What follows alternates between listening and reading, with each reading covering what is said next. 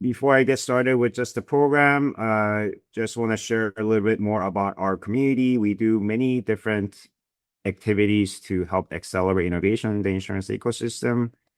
We run startup programs, one of which is the InsurTech Match program, which we'll talk more about. But we also run early stage competition, which is typically for earlier stage companies. Match program tends to be for more later stage. And so for earlier stage, we encourage you to apply. The application for the competition opens up in January. And then we also have a program called MJ Lab that is going to be running in parallel with the Match program. And this is only for companies interested in creating an MJ business in the US or North America. We also run a number of different educational networking events, including Spring Conference, which is our annual big conference. Now, our next year, our conference is in April 7th and 8th, I believe, or the first week of April. And we also invest in seed stage insurtechs. We would basically essentially select startups in the that we believe has a lot of potential, and we're pretty active. We invest in maybe 6-7 companies per year, but they don't necessarily have to go through our program for us to invest in them. It can be any company that we think are good. This is our calendar for the year. So you can see some of the public events. There's a webinar that's actually happening next week. I forgot to update the date. It should be June 22nd, I believe. And then we also have a distribution-related public event. And then we have a lot of different events here, but many of them are related to the Match program for MJ Lab or the MJ Lab.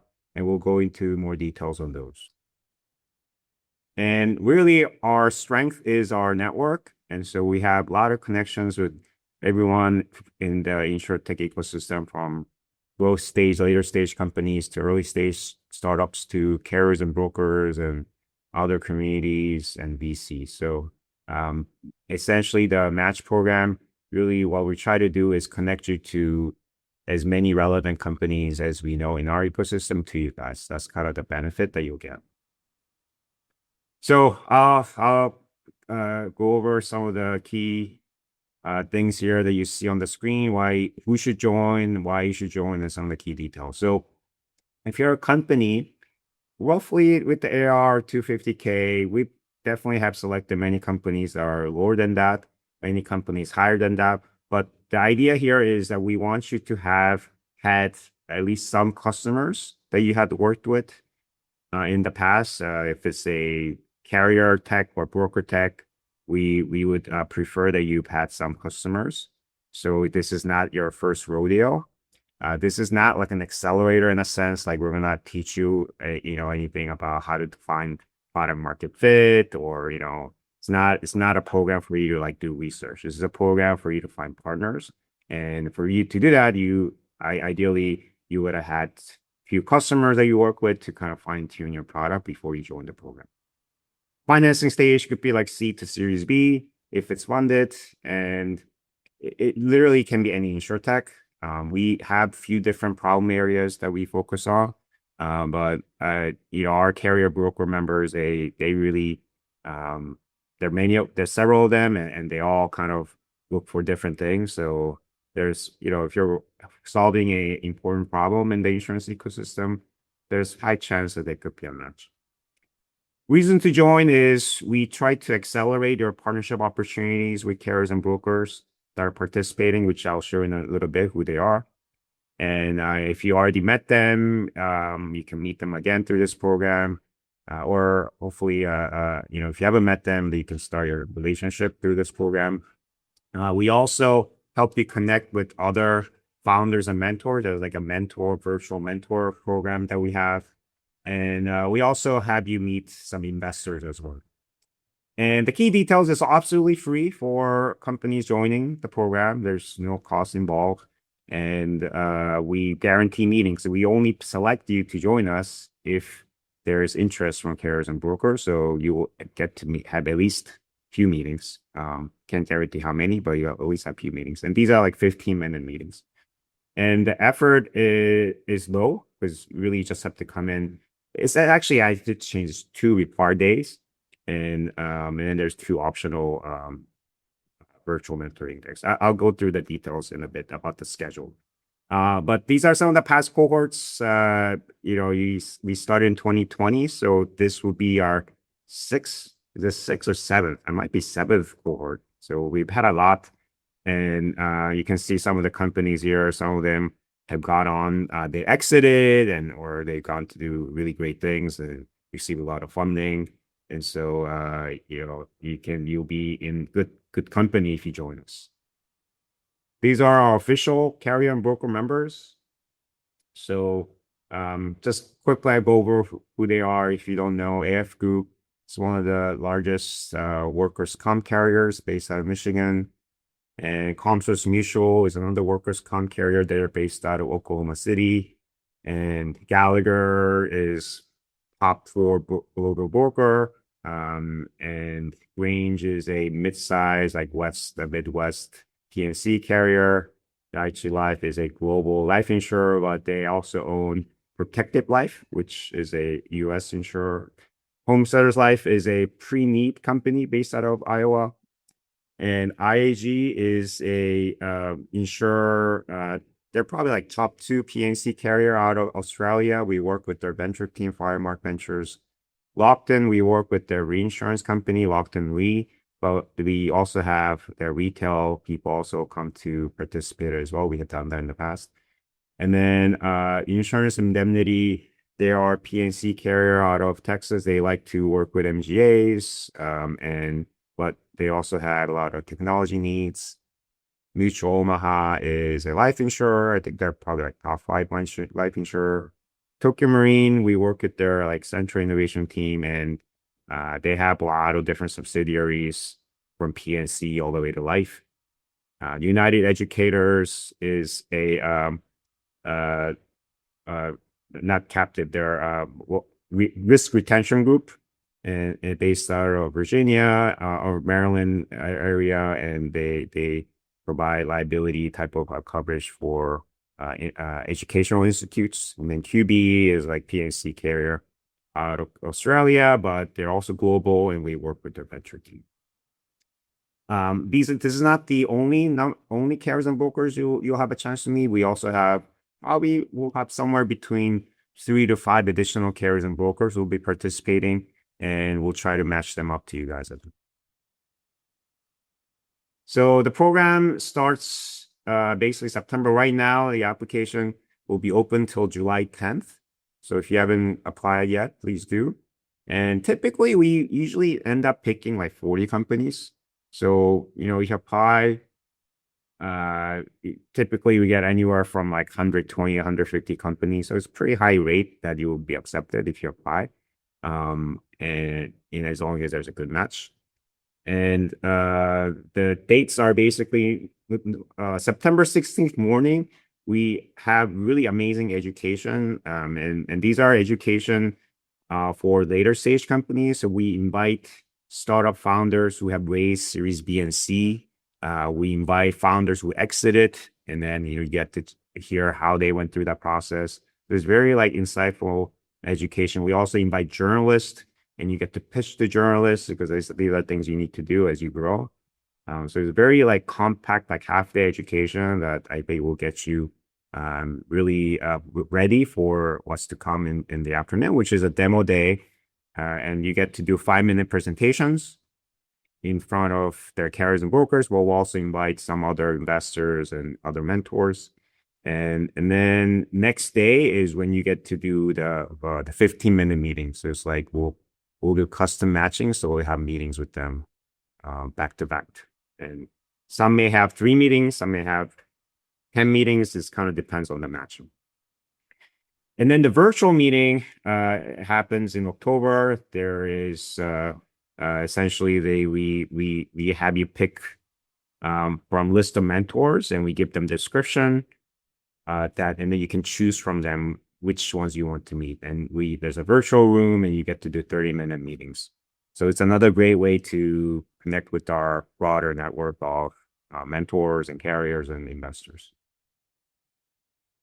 And yeah, this is my final slide here. How do you apply? You can go to our website, click on for startups, InsurTech Match, and then you can just apply. And deadline again is in I guess 2-3 weeks. The application should be fairly straightforward. Shouldn't take you more than 30 minutes. All right, that's it for the pre-planned presentation portion. Any questions? Yeah.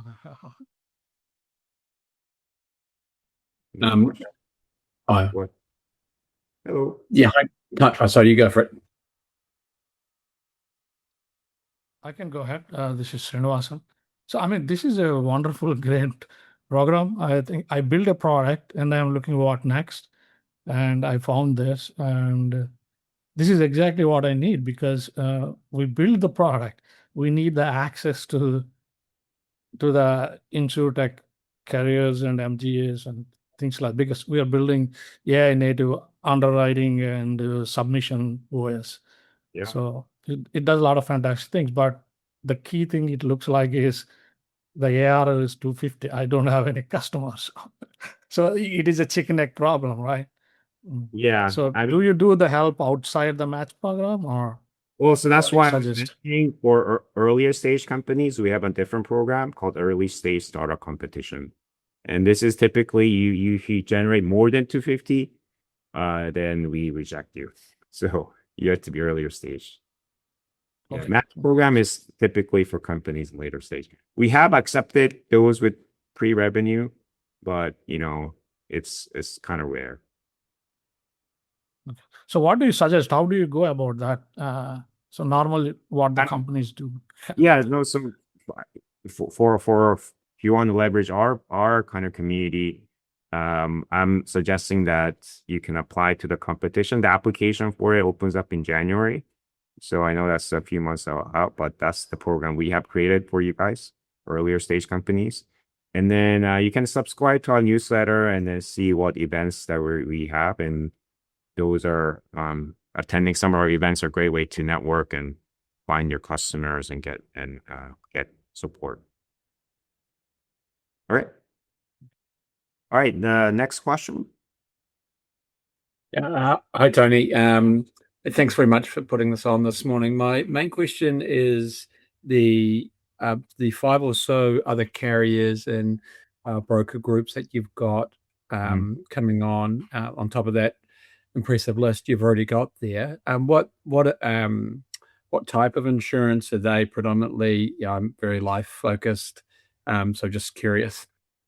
You said life focus. Who are the carriers who are life focus? Well, it'll be Mutual Omaha, Daiichi Life, Homesteaders Life. Tokyo Marine has Reliance Matrix, and then Gallagher has like a benefits group. Often. So, sorry, Tony. My question was the other the secret 5. The other 5 you said might be coming along. I saw all these ones. Yeah. Sorry. Well, it's not secret per se, it's just they haven't confirmed. So that's why. But usually we always have some additional carriers that attend that we will confirm like in between now and September. Yeah. Okay. Cool. Thank you. Awesome. But I think to answer your question directly, it will probably be 3 life and 2 PNC. Okay, that's good. I like those stats. That's good. Thanks, David. A quick confirmation here. I think good segue to the last question is, do you have carriers basically like how much do you focus in like health insurance? How much of that do you have? Can you repeat that again? What was it? Oh, how much of I guess companies you bring in are focused on health insurance, the health insurance space versus like life annuities and the other types of insurance? Yeah, so as you can see, we don't have we don't have health insurance companies in the list. Oftentimes, like benefits, carriers with benefits programs do touch on health tech. Also, life insurance companies do touch on health tech type of companies. But if you're specifically targeting health insurers, we don't have them. Yeah. Okay. Yeah. So your solution has to support, life insurance or benefits in some way. Yeah, makes sense. Yep. You can just speak. You don't need to raise your hand. All right. May I be the first then, please? I would like to join the first question actually. It's about annual revenue. So considering that we have received our first clients like March, February, do we have to show year-to-year figures, or we can provide Yeah. our forecast? Yes. Guess is probably okay. I mean, I'm guessing you sign like an annual contract, right? Or something to that effect. And we And it's ongoing subscription, so it's not an annual contract. yeah, well, ongoing subscription, so it's a monthly subscription, then you can annualize it, right? And you can that would be your AR. So again, this 250 is sort of like arbitrary number. But Oh, if it's many companies you accept probably have over 100K at least. It's sort of like the minimum. This 250 is more like what we prefer. This that sounds better. But we I if you would say that if you have more revenue, you're going to get more out of the program because the carriers want to see that you have at least 2 existing customers. So if you're coming to the program and you have 10 million in revenue, you're more likely to close more customers from the program than if you have 1 customer. yeah. Definitely. Hey, David, as a follow-up to that question, if we're direct to consumer, obviously I have more than 1 customer, 2 customers. How does that criteria change for you? Or maybe this program's not best suited for that type of MGA? No, that works too. So like some of our carriers are looking for MGA partners as well, or distribution partners for sure. So I was kind of, many companies who joined this program tend to be like SaaS vendor types, but we definitely had many MGAs, later stage MGAs looking for additional partners, or digital brokers, marketplaces that was looking for partners as well. Yeah. Were you interested in the MGA lab though, Carrie? I'm not sure. I'm getting familiarized with your program. We did InsurTech New York with like partnership fund for New York City's program. So I'm just trying to kind of understand what the differences are and if we can get any benefit out of this program as direct to consumer. Especially I like the day you have planned on distribution, and I'm just interested to hear if if that applies to D2C, agency-based business, or if we're really mostly focused on like B2B type InsurTech. Yeah, it's both, but a lot of carriers do want to work with distribution partners. So if you're a digital broker marketplace, this will be a good program. High chance that you'll join. And it's also very low effort. It's just 2 days in you. But if you're looking to get capacity for your MGA and go through that program, I would highly recommend you look at MGA Lab. So I did an info session on that on Tuesday. The recording should be up. But if you have remaining time later here on this call, I can talk to you more about MGA. Anyone? Hello. Yes. Hi. So we pretty much meet the requirements. However, we're based out of Africa, specifically Nigeria. So we'd like to know what your experience has been with InsurTechs in emerging markets Yes. from investor perspective. From investor perspective or from the match program? I'll share. Well, like, both, I guess. This is a match program info session, so I'll just kind of share from the match program perspective. From a match program perspective, we have had many foreign companies participate.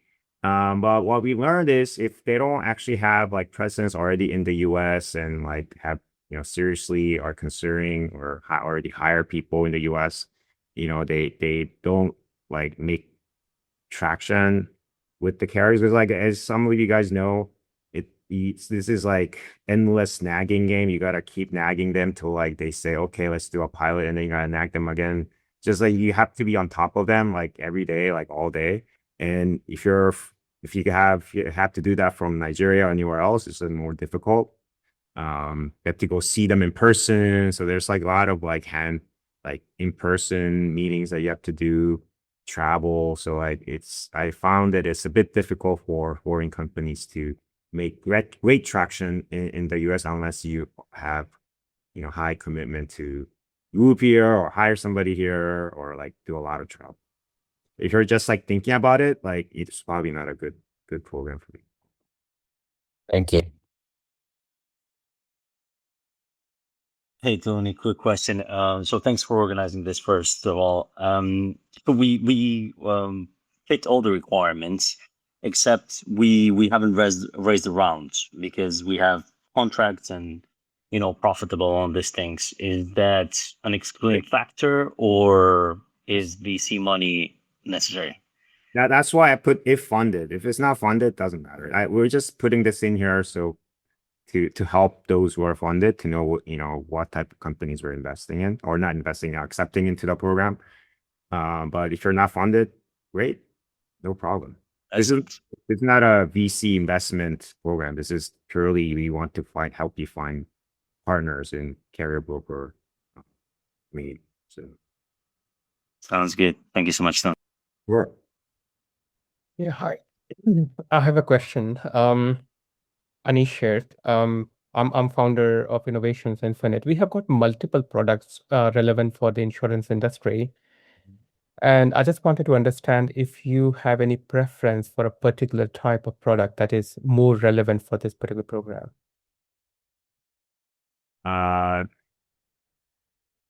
That's difficult for me. There's like, I don't know, 20, 30 problems that these carriers are looking at. So I can't really tell you which of It your would be probably the other way. If you told us what you were working on, we could tell you if it's relevant.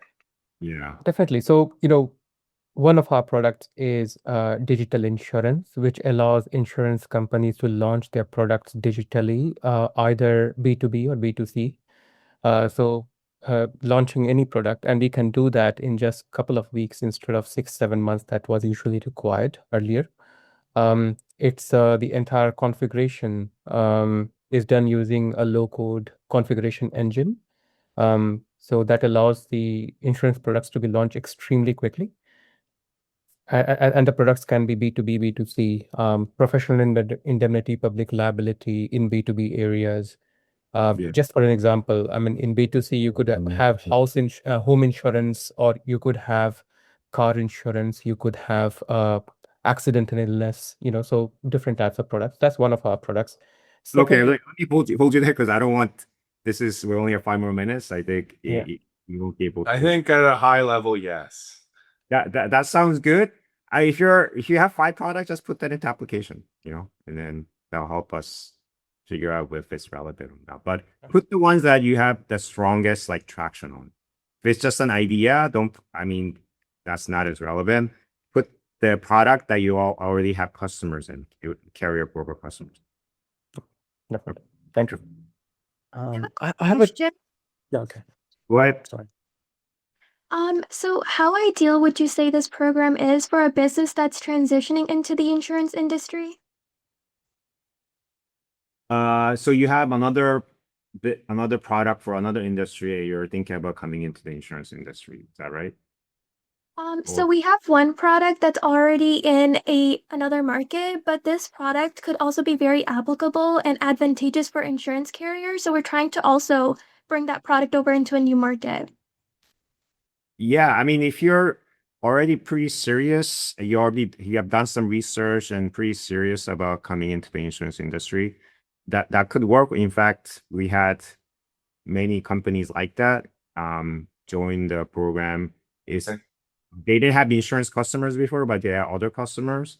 Ideally, we want you guys to have insurance customers, but sometimes we happen to be the ones who introduce them to the first customers. That has happened. That's great to hear. I have another question. I know Sure. you mentioned for the ARR, you've made an exception before for businesses that were pre-revenue. I was wondering how firm are you for the other conditions as well? More specifically, the number of customers being multiple. How firm are you on that condition? We're flexible. But if you have one customer in another industry and 0 in the insurance industry, then that could be a little too few. But we'll have to see, because there could be a problem area that one of our carriers are very interested in solving through InsurTech, and you're the only one that solves it, then we might accept you. One last question. Out of all the carriers that you're bringing in, what percentage would you say is for auto industry? 25%. Did you say 45 or 25? 25. So much. Okay. Anyone else? Yeah, one quick one.